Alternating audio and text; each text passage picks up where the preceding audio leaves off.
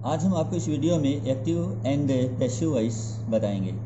तो आप समझते हैं कि एक्टिव वॉइस एक टेंस का ही वाक्य होता है एक प्रकार से, क्योंकि जिसके अंदर एक सब्जेक्ट होता है, वर्ब होता है, ऑब्जेक्ट होता है, और इतने से ही हमें पैसिव वॉइस बनाना पड़ता है। तो सब्जेक्ट का तो ऑब्जेक्ट बनाते हैं जिसे बाय के बाद लिखते हैं, ठीक है, और ऑब्जेक्ट को सब्जेक्ट के रूप में लिखते हैं, क्योंकि ऑब्जेक्ट को सब्जेक्ट बनाना पड़ता है। जैसे मान लीजिए मी है तो उसका सब्जेक्ट आई हो जाता है, जैसे अस है तो उसका सब्जेक्ट वी हो जाता है, यू का सब्जेक्ट यू ही हो जाता है, हिम का सब्जेक्ट ही होता है, जैसे हर का सब्जेक्ट सी होता है, जैसे इट का सब्जेक्ट इट ही होता है, देम का सब्जेक्ट दे होता है। इसी तरह से उसको सब्जेक्टिव रूप में हमें लिखना पड़ता है। अब रही बात जहाँ तक सहायक क्रिया की, सहायक क्रिया प्रत्येक टेंसों के अनुसार अलग अलग होती है, ठीक है ना। प्रेजेंट सिंपल में सहायक क्रिया इज एम आर होती है, पास्ट कंटिन्यूस में इज एम आर के साथ में बिंग लगाते हैं, थर्ड फॉर्म का यूज़ करते हैं, और पास्ट परफेक्ट में हैज़ बीन हैव बीन करके थर्ड फॉर्म का यूज़ करते हैं। पास्ट डेफिनेट में वॉज वर लगा करके थर्ड फॉर्म का यूज़ करते हैं। पास्ट कंटिन्यूस में वॉज बींग का यूज़ करके थर्ड फॉर्म लगा देते हैं। उसके बाद में पास्ट परफेक्ट में हैड बीन करके थर्ड फॉर्म का यूज़ करते हैं। ठीक उसी तरह से फ्यूचर में जाएंगे तो फ्यूचर में shall be will be third form कर देंगे, ठीक है। उसके बाद में परफेक्ट में, फ्यूचर परफेक्ट में बनाएंगे तो shall have been third form, will have been third form करेंगे। और उसके बाद में जो बीच का परिवर्तन है जो मैंने आपको बता दिया है, बाकी बाय करके एजेंट लिखाना पड़ता है, पर वो तो है ही है। चलिए अब देखते हैं कुछ अनइम्पॉर्टेंट जो सब्जेक्ट होते हैं, जैसे ये दे अनइम्पॉर्टेंट सब्जेक्ट है, इसको हमें छोड़ना पड़ता है, इसका कुछ बनता नहीं है, क्योंकि दे मीन उन्होंने या वे, किसका नाम है क्या, ये किसी का नाम नहीं है, तो इसको छोड़ना पड़ेगा। वन को भी छोड़ना पड़ेगा, वन किसी का नाम नहीं है। समवन को भी छोड़ना पड़ेगा क्योंकि समवन किसी का नाम नहीं है। और सर्कमस्टेंस, परिस्थितियाँ, ये भी किसी का नाम नहीं है, इसको भी छोड़ना पड़ेगा, ठीक है ना। तो कुछ चीज़ें ऐसी हैं जहाँ जिसको छोड़ना पड़ेगा और कुछ चीज़ों को छोड़ना नहीं भी पड़ेगा, क्योंकि उनको लगाने से ही वाक्य सही बनेगा। चलिए देखते हैं वाक्य। दे यूज़ वीडियो, वे वीडियो का इस्तेमाल करते हैं फॉर टीचिंग द स्टूडेंट्स, बच्चों को पढ़ाने के लिए, विद्यार्थियों को पढ़ाने के लिए। चलिए देखते हैं। अब दे किसी का नाम नहीं है तो इसको हम पहले से ही निकाल चुके हैं, वीडियो, तो लिखते हैं वीडियो, वीडियो, वीडियो। अब यहाँ एक वचन है, सिंगुलर है ये, तो वीडियो लिखने के बाद में इज यूज्ड करना पड़ेगा, ठीक है, इज यूज्ड, क्योंकि एक वचन सिंगुलर है ना। वीडियो इज यूज्ड, अगर ये वीडियोज होता ना बहुवचन में तो हम आर लगाते।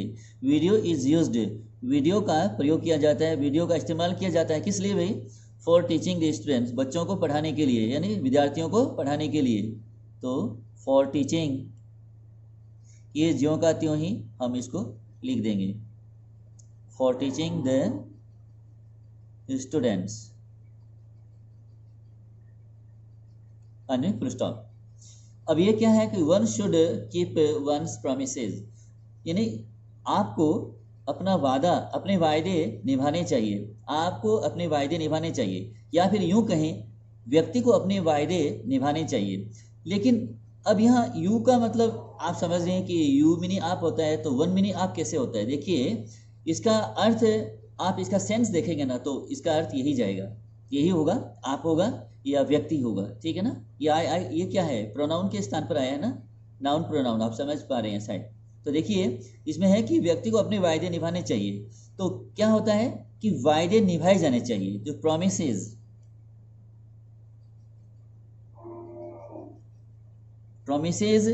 अब ये क्या है, साइक्रेस में क्या है, शुड है ना। शुड क्या है, एक मॉडल है, मॉडल के प्रत्येक के बाद में हम क्या करते हैं, बी का यूज करते हैं, आगे इसका थर्ड फॉर्म बनाएंगे, कीप का क्या होगा, कैप्ट हो जाएगा, KEPT, कैप्ट।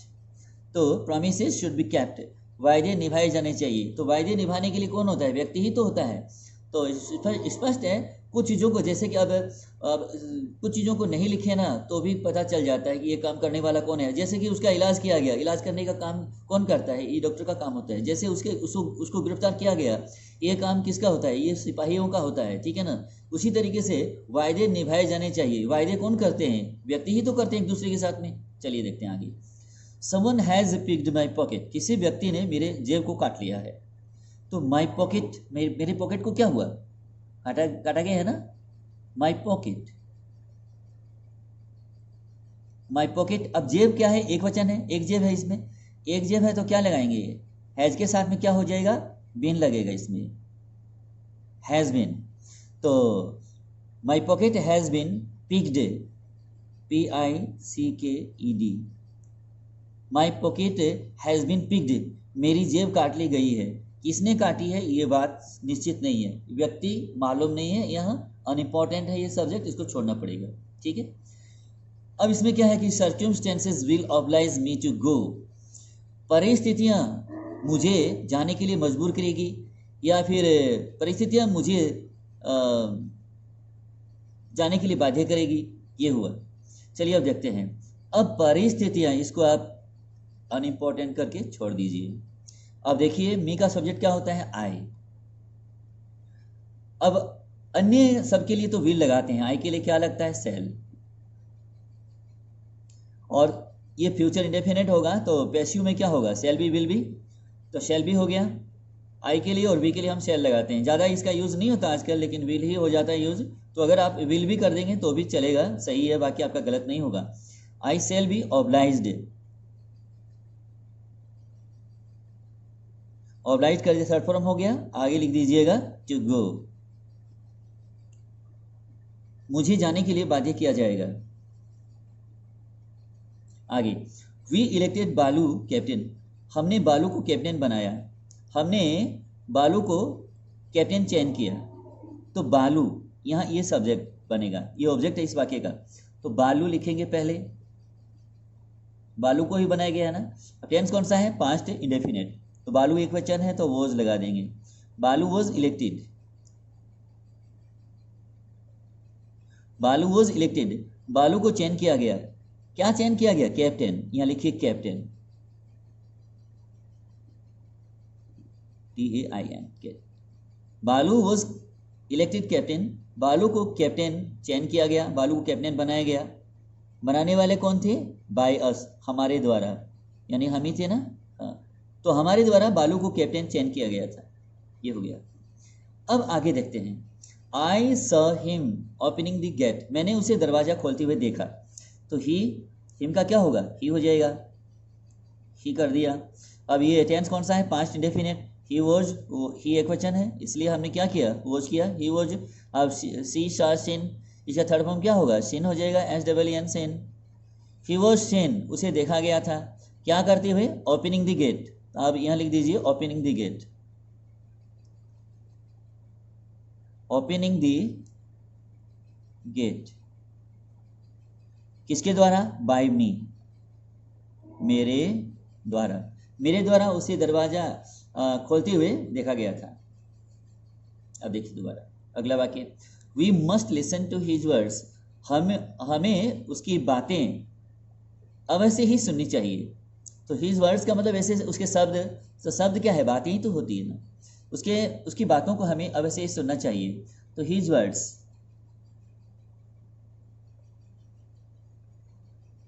His words. अब मस्ट का क्या होगा, मस्ट भी हो जाएगा, मस्ट भी करेंगे, और लिसन का क्या होगा, लिसनिट हो जाएगा, LISTENED, लिसनिट।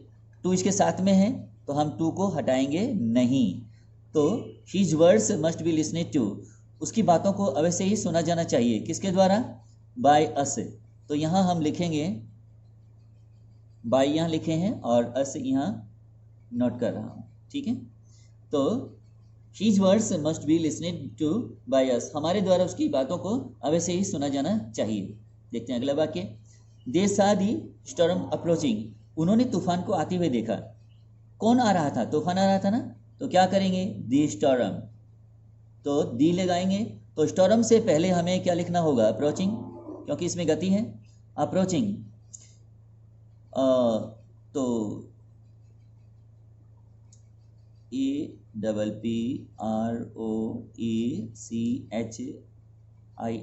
Approaching, the approaching storm, noun को हमने बाद में लिया है, स्टॉर्म, आते हुए तूफान को, ठीक है। आते हुए तूफान को क्या हुआ था, देखा गया था ना, तो तूफान एक वचन होता है हमेशा, ठीक है ना। तो यहाँ तूफान जो स्टॉर्म है और वॉज कर दिया हमने। अब सॉ का क्या होगा, शीन हो जाएगा, SEEN, seen. The approaching storm was seen, आते हुए तूफान को देखा गया था, किसके द्वारा। अब यहाँ दे किसी का नाम नहीं है, उनके द्वारा, तो बाय देम। अगर आपको लगे कि मुझे लिखना ही है तो बाय देम कर दीजिएगा, अगर ज़रूरी नहीं है तो बाय देम करने की आवश्यकता नहीं है, क्योंकि दे किसी का नाम नहीं है। तो आते हुए तूफान को देखा गया, तो देखने वाला कौन था, ये स्वतः ही समझ में आ रहा है कि कौन देखने वाला था, वे देखने वाले थे। तो आते हुए तूफान को देखा गया था। अगला वाक्य देखिए, by whom was this jug broken, किसके द्वारा इस जग को तोड़ा गया था, किसके द्वारा। तो ये क्या है, पैसिव में है फिलहाल, ये पैसिव में है, तो हमें इसको एक्टिव में चेंज करना पड़ेगा, हमें वॉइस चेंज करना है, ठीक है। तो हमें इसका वॉइस जब चेंज करेंगे तो हु हो जाएगा, इसका सब जो है एक्टिव में आएगा। तो ये बाय हुम किस में चेंज हो जाएगा, हु में। हु ब्रॉक, अब ये टेंस को देखना है, वॉज कौन से में लगता है, वॉज ब्रोकन कौन सा टेंस है, ये पास्ट डेफिनेट का है ये। तो who Brock, BROKE Brock, who Brock this jug, this जग, इस जग को किसने तोड़ा, इस जग को किसने तोड़ा, और ये क्वेश्चन मार्क लगाना है अंत में। हु ब्रॉक किसने तोड़ा, दिस जग, इस जग को, ये हो गया इसका एक्टिव वॉइस। पैसिव का एक्टिव और एक्टिव का पैसिव, इस तरह से बनता है। अब ये क्या है, do not insult the weak, तमाम कमजोर लोगों का बेइज्जती मत करो। तो अब इसमें ये लिखा है, तो ये दी वीक, तो ये जब हम किसी विशेषण के आगे दी लगा देते हैं तो तमाम लोग आ जाते हैं, जैसे दी पुअर, ठीक है, पुअर के आगे दी लगा दिया। पुअर क्या है कि जो है विशेषण है, इसके आगे एडजेक्टिव है, इसके आगे हम दी लगा देंगे तो तमाम पुअर लोग हो जाएंगे ना, सब के सब, जितने वो सब। जैसे मान लीजिए अब स्ट्रॉन्ग लगा दिया, स्ट्रॉन्ग के आगे अब अगर मान लीजिए हमने दी स्ट्रॉन्ग कर दिया तो तमाम मजबूत लोग हो जाएगा, ठीक है। रीच है, रीच के आगे हम दी लगा देंगे तो क्या हो जाएगा, तमाम रीच लोग। अब एजुकेटेड है, एजुकेटेड के आगे हम दी लगा देंगे तो दी एजुकेटेड का मतलब तमाम शिक्षित लोग। तो इस बात का समझना पड़ेगा, दी लगने से इसका मतलब है तमाम सभी लोग आ जाते हैं उसमें, ठीक है। अब ऐसे जो नेगेटिव कमांड करने वाले जो सेंटेंस है, नेगेटिव जो है, ये इंपरेटिव सेंटेंस का नेगेटिव है ये। तो हमें क्या करना है, लेट से भी इसको हल कर सकते हैं। लेट को अपनी तरफ से लगाना पड़ेगा, ठीक है। ऐसे वाक्य जो नेगेटिव होते हैं, जिसका कोई सब्जेक्ट नहीं, ऐसे वाक्य लेट से शुरू किए जा सकते हैं।